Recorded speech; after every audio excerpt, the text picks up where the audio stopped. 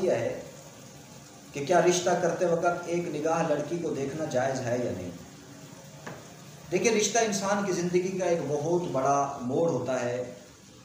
ایسے دو افراد آپس میں جڑ رہے ہوتے ہیں کہ جنہوں نے پھر آگے ساری زندگی ساتھ گزارنی ہے، اللہ تعالیٰ کے احکامات کو، شریعت کو اپنی زندگی میں لاگو کرنا ہے۔ اب لا محالہ ان کی مزاج میں موافقت ہوگی تو وہ یہ رشتہ زوجیت اچھے طریقے سے نبھا سکیں گے، اور اگر مزاج میں موافقت نہ ہوئی تو پھر اختلافات ہوں گے، پھر اللہ کے حقوق بھی ضائع ہوں گے، میاں بیوی کے ایک دوسرے کے حقوق بھی ضائع ہوں گے۔ تو اس سلسلے میں ہم فرمان الہی کو دیکھتے ہیں۔ اللہ رب العالمین فرماتے ہیں، اعوذ باللہ من الشیطان الرجیم، بسم اللہ الرحمن الرحیم، فانکحوا ما طاب لکم من النساء۔ اللہ فرماتے ہیں کہ اپنی پسند کی عورتوں سے نکاح کرو۔ اب یہ طاب لکم یعنی دونوں طرف سے پسند ہو، لڑکا بھی لڑکی کو چاہتا ہو اور لڑکی بھی لڑکے کو چاہتی ہو، پسند کرتی ہو، وہ نکاح کرے۔ اسی طریقے سے ایک اور مقام پہ اللہ رب العالمین نے فرمایا، شادی اور نکاح کا مقصد بیان کرتے ہوئے کہ وَمِنْ آيَاتِهِ أَنْ خَلَقَ لَكُم مِّنْ أَنفُسِكُمْ أَزْوَاجًا لِتَسْكُنُوا إِلَيْهَا۔ اس کا ترجمہ یہ ہے کہ اور یہ بھی اس کی نشانیوں میں سے ہے کہ اس نے تمہارے لیے تمہاری ہی جنس سے جوڑے پیدا کیے تاکہ تم ان کی طرف سکون پاؤ۔ دیکھیں، یہاں نکاح کا مقصد جو ہے نا، ایک دوسرے سے سکون پانا قرار دیا گیا ہے، اور سکون اس وقت ہی ہو سکتا ہے کہ جب موافقت ہوگی مزاج کے اندر۔ اب چند احادیث مبارکہ کو بھی ہم دیکھ لیتے ہیں۔ حضرت جابر بن عبداللہ رضی اللہ تعالیٰ عنہ سے روایت ہے کہ حضور صلی اللہ علیہ وسلم نے فرمایا کہ جب تم میں سے کوئی کسی عورت کو پیغام نکاح دے، اگر اس کے لیے اس عورت کی ان خوبیوں کو دیکھ لینا ممکن ہو جو اس آدمی کو نکاح کی طرف مائل کریں تو فرمایا دیکھ لے۔ حضرت جابر رضی اللہ تعالیٰ پھر اپنا واقعہ بیان کرتے ہیں کہ میں نے ایک لڑکی کو پیغام نکاح دیا تو فرمایا میں نے چھپ کے اس کو دیکھ لیا، اب وہ مجھے پسند آ گئی تو میں نے اس سے نکاح کر دیا۔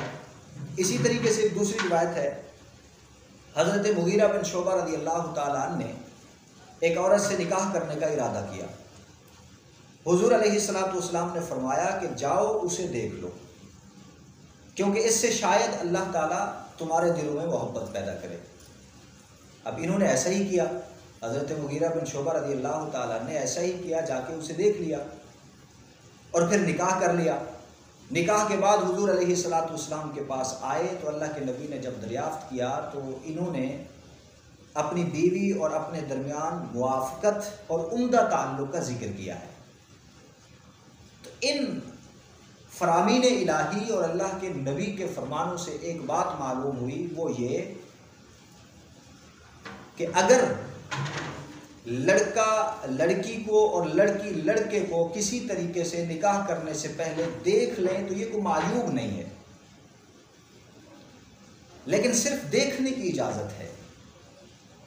جب باری آتی ہے نا ایک دوسرے کو پہچاننے کی، یہ آپس میں کہتے ہیں کہ اس کا مزاج کیا ہے، میں نے زندگی گزارنی ہے تاکہ میں اس کا مزاج پہچانوں، اس کے ساتھ اٹھوں بیٹھوں، اس کے ساتھ جو ہے نا ہوٹلنگ کروں، اکیلے میں علیحدگی میں گپ شپ کروں، تو یہ پھر حدود کی لمٹ جو ہوتی ہے نا کراس ہو جاتی ہے۔ پھر انسان نکاح سے پہلے ہی ایسے کام کر بیٹھتا ہے جو اللہ کی مرضی کے خلاف ہوتے ہیں۔ اب دیکھیں، مغربی معاشرہ وہ سالہ سال پہلے نکاح کرنے سے پہلے دیکھتے ہیں ایک دوسرے کو، مزاج کو پہچاننے کی کوشش کرتے ہیں، دوستی لگاتے ہیں، رہن سہن ہوتا ہے ان کا۔ سب سے زیادہ پھر طلاقیں بھی وہاں ہوتی ہیں۔ 100 میں سے کچھ چند جوڑے ہوں جو بڑھاپے تک ایک ساتھ میں زندگی گزارتے اور اکٹھے پہنچتے ہوں، مگر نہ طلاقیں ہو جاتی ہیں۔ تو یہاں دو طبقات ہیں، ان دونوں طبقات میں افراط و تفریط ہو رہا ہے۔ ایک طرف تو والدین ہیں کہ وہ رشتہ کرتے وقت اپنے اولاد کی مرضی پوچھنے تک گوارا نہیں کرتے، یہ بھی غلط ہے۔ کم از کم رشتہ کرتے وقت لڑکا ہو یا لڑکی ہو اس کی مرضی پوچھ لینی چاہیے، اور یہی سنت طریقہ ہے۔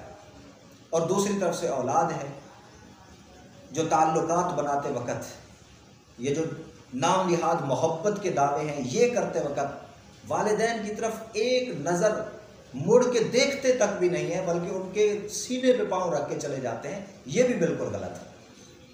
اس لیے دونوں طرف سے چاہیے کہ شریعت کی پاسداری کرنے کی کوشش کریں۔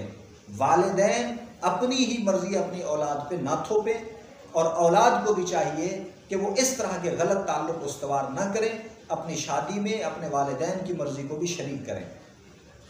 باقی اس کی صورت یہ ہوتی ہے دیکھنے کی، دیکھیں احادیث مبارکہ میں یہاں یہ آیا ہے کہ اگر ممکن ہو کسی طریقے سے دیکھ سکتے ہو تو دیکھ لو۔ دیکھنے کا کہا گیا، دکھانے کا نہیں کہا گیا۔ جیسے آج کل ہمارے معاشرے میں چل رہا ہے، جب رشتے کی باری آتی ہے تو دونوں فیملیاں ایک دوسرے کو دعوت کرتی ہیں، گھروں میں آتے ہیں، پھر یہ والدین ایک جگہ پہ بیٹھے ہوتے ہیں، پھر لڑکی لڑکے کو الگ بھیج دیتے ہیں، تم جاؤ ایک دوسرے سے باتیں کر لو۔ یہ بالکل غلط ہے۔ یعنی موقع ڈھونڈ کے انسان کو دیکھنا چاہیے، موقع ڈھونڈ کے۔